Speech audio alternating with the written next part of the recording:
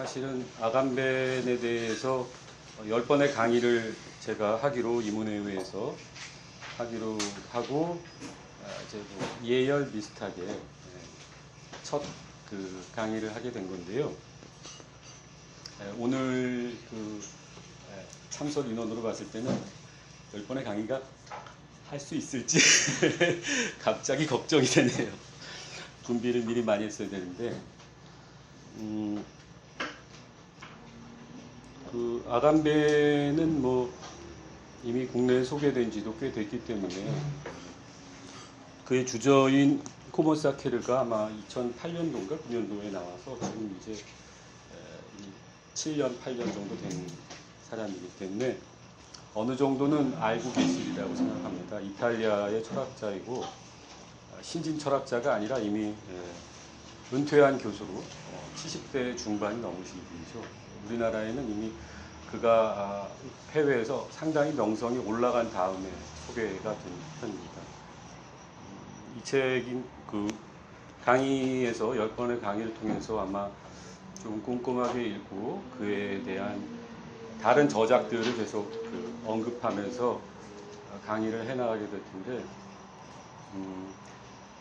호모사케르는 그를 뭐 국제적인 지명도를 가진 인물로, 지적인 인물로 만들어준 저작이고 또 그 슬라보의 지적의 이데올로기에 숭고한 대상이나 아니면은 안토니오 네그리의 제국 같은 책들, 그러니까 20세기 말과 21세기 초로 넘어갈 때 지난 세기가 어떤 세기였고 또 앞으로 다가올 세기는 어떤 세기가 될 것인가, 이런 것들을 한번 성찰하게 해주는 변곡점이 되는 좌파라고 불릴 만한 지성계에서 나온 중요한 저작들 가운데 한 권입니다. 이 책이 나온 이후로 그 호모사케르 시리즈라고 출판계에서는 그냥 장명을 해버린 책들이 이후에 쭉 나왔고 그 번호가 좀 왔다 갔다 했기 때문에 국내에서는 뭐 예외 상태로 나와 있고, 그다음에 아우슈비츠의 남은 자들, 그리고 최근에 작년에 영어로 번역이 됐고 그 재작년에 아마 책이 이탈리아에서 나온 것 같은데 몸의 사용이라는 책을 끝으로 호모사케르 시리즈가 완간이 됐습니다. 근데 아간벤 자신은 자기가 호모사케르 시리즈를 완료했다는 표현을 쓰지는 않고 손을 뗐다 이렇게 얘기를 했어요. 왜냐하면은 이 호모사케르 시리즈라는 것이 정치 철학적인 저작이기도 하지만 철학과 역사가 만나는 어떤 장을 꾸준히 탐색해온 작업이고 이 사람의 작업은 대단히 학제적입니다. 딱히 이렇게 철학, 현대 철학 이렇게 뭉뚱그리기가 조금 물론 현대 철학자들이 대부분 학제적이긴 하죠. 그렇지만은 어느 한 분야에 딱 그 고정시킬 수 없는 그런 종류의 작업이고, 아간벤이 이걸 통해서 자기가 뭐 호모사케르가 다루고자 했던 주제를 다 파헤쳐서 해명했다라고 생각하는 것은 아니기 때문에 이후에 다양한 뭐 후속 작업들이 자기 아닌 다른 사람들한테서도 나올 수 있고, 아무튼 자기 자신은 이제 더 이상 이 문제를 다루지 않겠다는 선언 비슷하게 했죠. 그렇지만 뭐 선언이라는 게 또 바뀔 수도 있는 거기 때문에 뜬금없이 또 하나 책을 낼 수도 있긴 합니다. 근데 호모사케르는 성스러운 인간이라는 뜻인데 그게 라틴어로 호모사케르라고 쓴 것은 그 용어 자체가 이탈리아의 고대 그 법률에서 이 등장한 용어이기 때문에 그런 말을 쓰고 있죠. 그런데 호모사케르라는 것은 또 그 언론을 통해서도 아간벤 소개할 때 종종 그 정의들이 실리곤 하는데, 죽일 수는 있지만 희생물의 제의로 바칠 수는 없는 인간을 가리키는 의미입니다. 그러니까 누구나 그 사람을 죽여도 그를 살인죄로 처벌하지 않지만 그렇다고 그를 신에게 바치는 제물로도 사용할 수 없는, 그러니까 완전히 잉여적인 존재죠.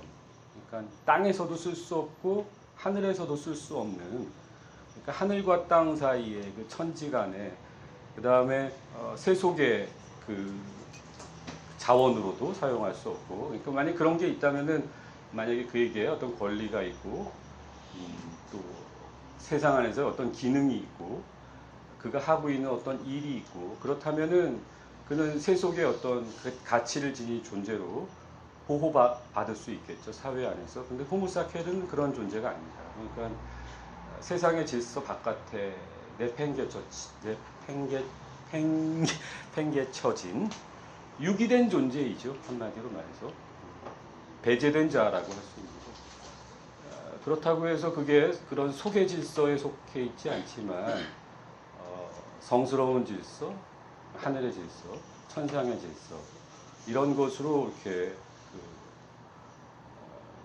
닫혀질 수도 없는, 그 중간에 끼어 있는 어떤 빈틈에 존재하고 있는 자를 가리키는 의미입니다. 이걸 아간벤이 로마법에 대한, 고대 로마법에 대해서 이런 존재를 발굴해서 그거를 그냥 고대 로마법상의 특이하고 예외적인 인물, 법률이 기록하고는 있으나 그의 존재를 정당화시킬 수는 없는 어떤 인물에 대한 역사적인 탐구로 끝나는 것이 아니라 인간의 사회가 항상 호모사케르와 같은 존재들을 내부에 가지고 있다. 그런데 비밀리에 가지고 있는 것이 아니라, 그러니까 특정한 부류, 그 한국 사회도 보면은 뭐 소도도 있고, 뭐 이렇게 큰 죄를 짓거나 이래서 내쫓아 보낸 그런 사람들 있잖아요. 뭐 불가촉 천민 같은 집단들을 가지고 있는 사회들은 많이 있습니다. 인도에서도 요즘 계속해서 그 불가촉 천민에 대한 학대 행위 같은 것들이 국제적인 인권 문제로 발휘되기도 하고, 일본에도 최근까지 그런 존재들이 있었죠.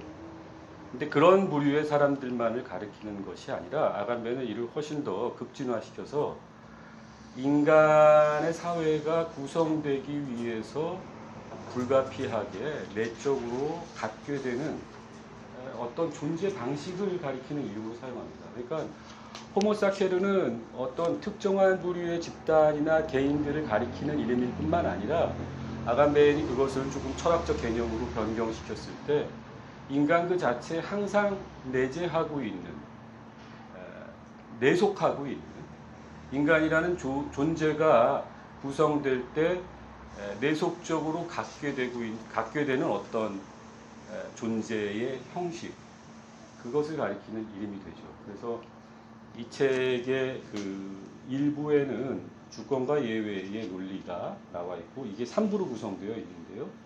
2부에 나와 있는 그 역사적인 사례 연구들이 있는데, 호모사케르라는 챕터에 거기에 보면은 바로 이런, 이를테면 호모사케르의 고고학이라고 할까, 아니면 호모사케르적 존재들의 계보학이라고 할까, 그런 사람들에 대한 이야기가 나오는데, 이게 고대에서부터 중세의 늑대 인간들이라든가 아니면은 현대의 아우슈비츠의 수감자들, 그리고 20세기 후반에 우리가 생명정치라고 부르는, 넓은 의미에서 부르는 그 생명정치라는 카테고리 안에 뭐 의료정치 같은 것들도 있을 수 있지 않겠습니까? 그러면 과거에는 정치적 주제가 되었을 만한 사안들이 요즘은 의학적인 주제가 되죠. 예컨대 뭐가 그런 게 있을까요?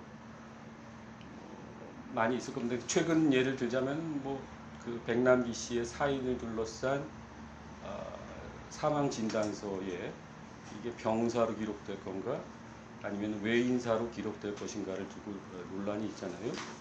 그런데 그 문제는 사실 의사가 결정할 수 있는 문제가 아니라 병사든 외인사든 이전에 이와 유사한 사례, 뭐 가장 사람들이 먼저 떠오르는 것은 이한열 열사의 사례겠죠. 그거 의사가 뭐라고 진단했는지가 당시에 그다지 중요한 사안이 될 수 없었습니다. 정치적인 논제가 되었던 것이죠. 근데 지금은 그 정치적 논제로 만들려는 어떤 주체의 역량이 부족하기도 하고, 또 여러 가지 그 사안이 놓여 있는 뭐랄까 역사적 지형들이 많이 달라지면서 의사가 그걸 뭐라고 얘기했는지가 아주 중요한 문제처럼 이렇게 변질돼 버리고 말았습니다. 물론 의사가 뭐라고 얘기했는지는 중요한 문제가 아닐 수는 없겠죠.